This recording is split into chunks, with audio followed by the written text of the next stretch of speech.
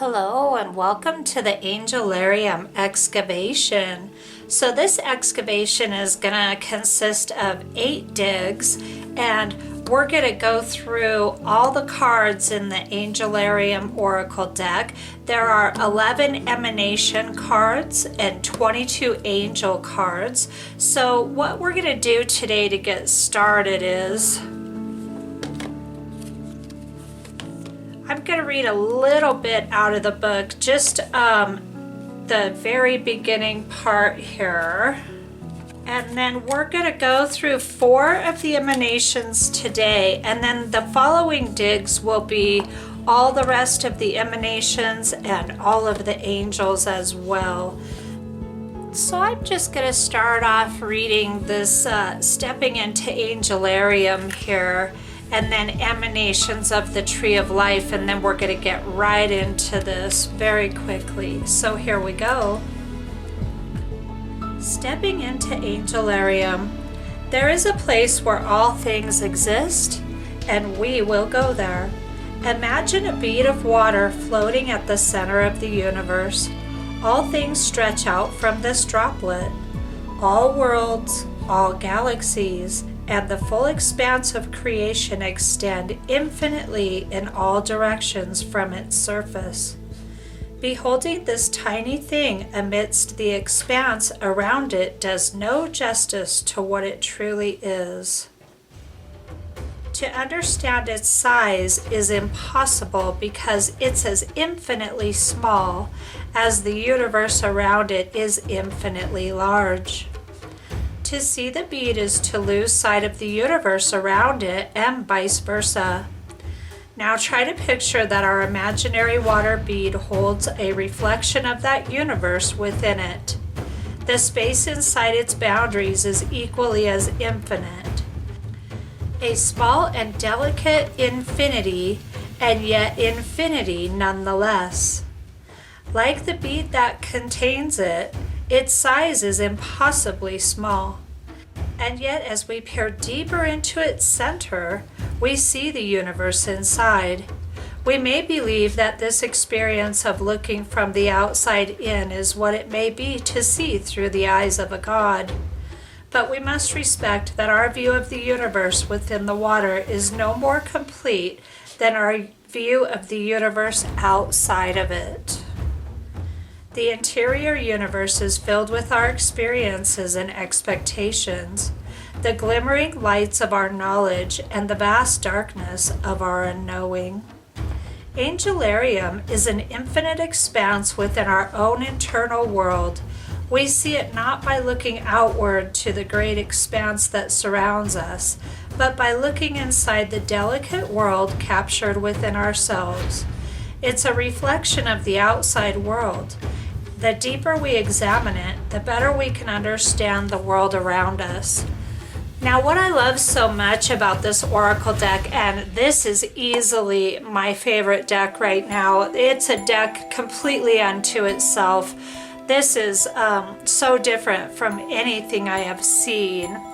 And the thing I love so much about it is it talks about how our inner world, when we go within on a regular basis and we check in with our spirit and we do the meditations and we do this inner work and we explore our inner world, then we start to see how our outer world in the physical reflects based on how we're living on our inner world, the belief systems that we choose, the choices that we make. All of those things are a reflection from the inner to the outer, and I just think that's really incredible.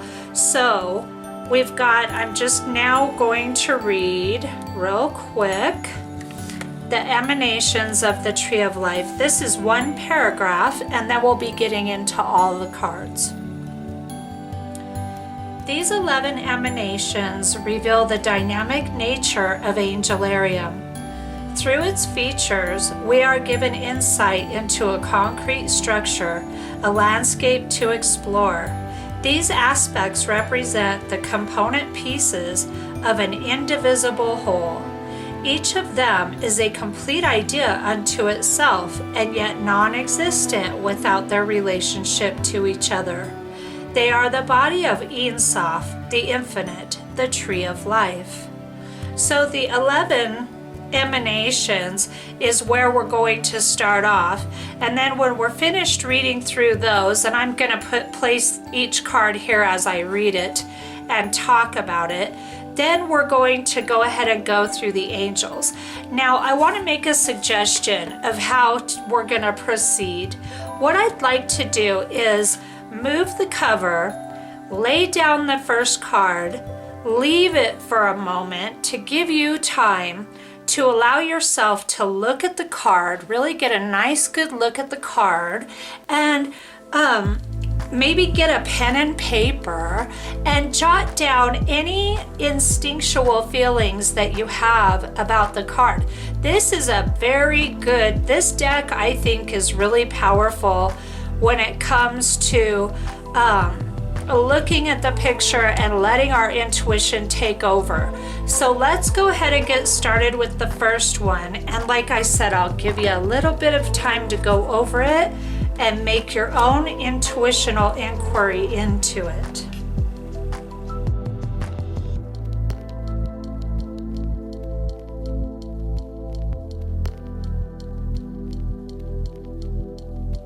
Okay, if you need more time, just go ahead and pause the video.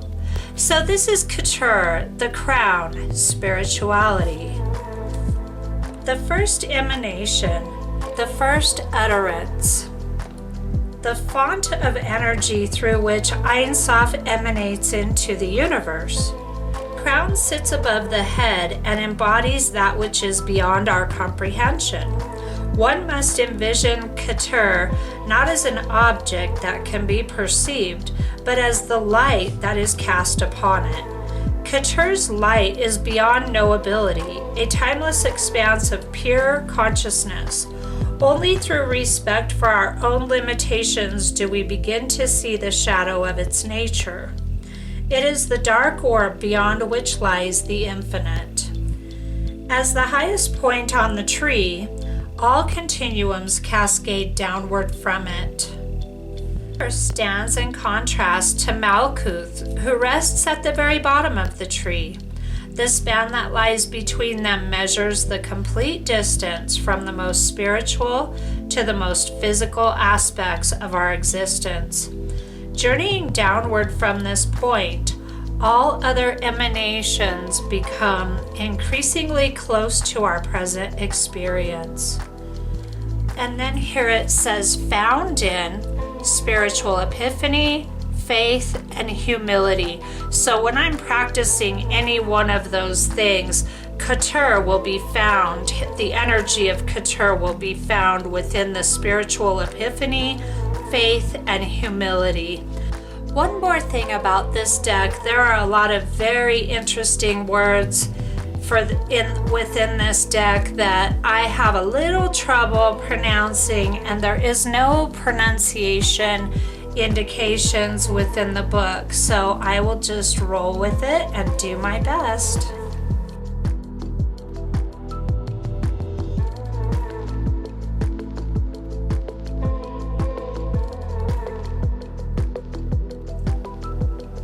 The second emanation is Chokmah, right eye, wisdom. A vessel to hold that which is most precious, the first gate out of potentiality and a step into the realm of the known. Chokmah is the first moment a newborn child opens their eyes, that child's first steps, first word.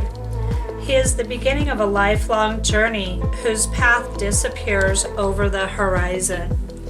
Where Couture is the pen that hovers over the page, Chokmah is the moment of contact. From nothingness, wisdom is formed. To have insight into that which is not known is a gift that is not bestowed lightly. The gray orb breaks the surface of our consciousness.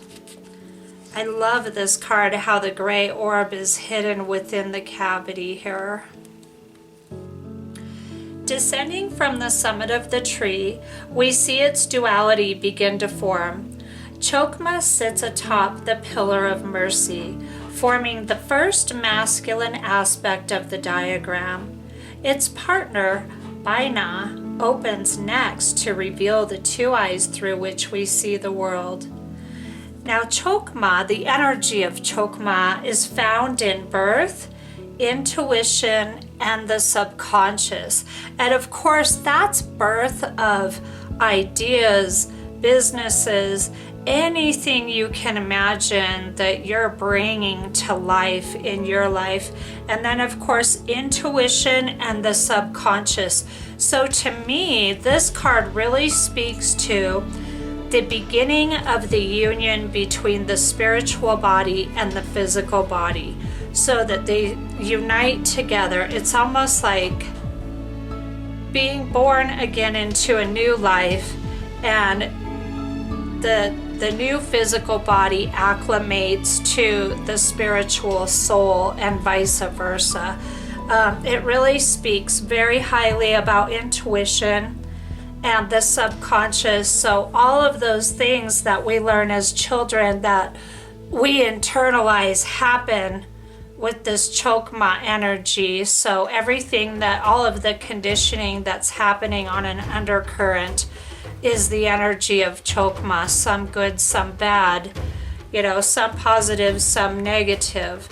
But even the seemingly negative stuff gives us an opportunity to heal from it, transform from it, and overcome it throughout our lives and throughout our spiritual journey, not just in one lifetime. So that's what I get when I see this card. So let's go ahead and move on to the next.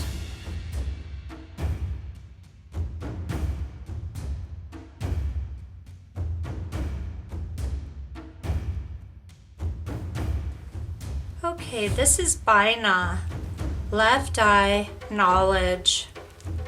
The third emanation, a flow of light that pours into the world, a candle whose flame may light another without diminishing its own. Baina seeks not only creation but purpose. She is a flare of pure intent that blossoms from the heart of existence and out into the world. Her energy brings with it a desire for knowledge. She is the force that churns all the potential from higher emanations into a form that can be received by our consciousness. The white orb illuminates the way forward. Baina sits atop the pillar of severity, heading the feminine aspect of the diagram. Creating a perfect balance with Chokmah at her side, together they represent a continuum of psychic understanding. While Baina represents the power of knowing, Chokmah reveals the power of not knowing. One acts as a vessel as the other fills that vessel, giving it purpose. And the energy of Baina is found in learning, shared experience, and creation.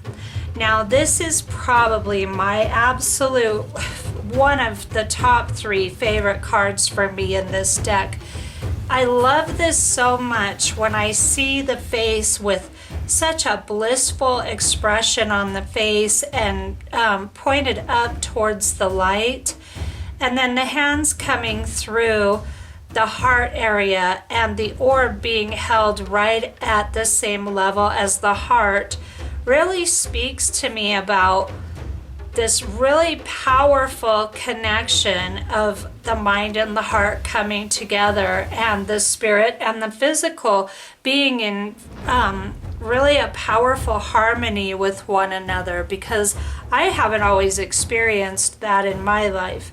And we live in I'm in America, and we live in a very ego-based society, and we're taught to stay in our heads, and we're not taught to intermingle our mind and our heart, which is where wisdom comes from, in my opinion. And we can have knowledge, but without compassion it's just knowledge, it's not wisdom.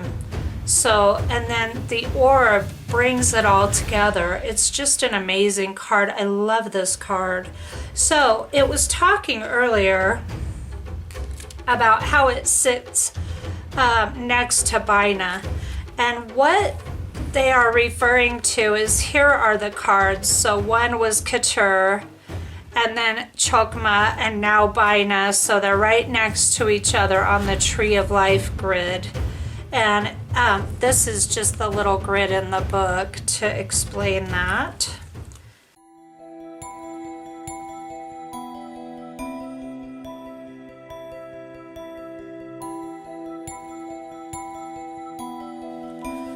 Okay, now we're on Da'at, null, emptiness.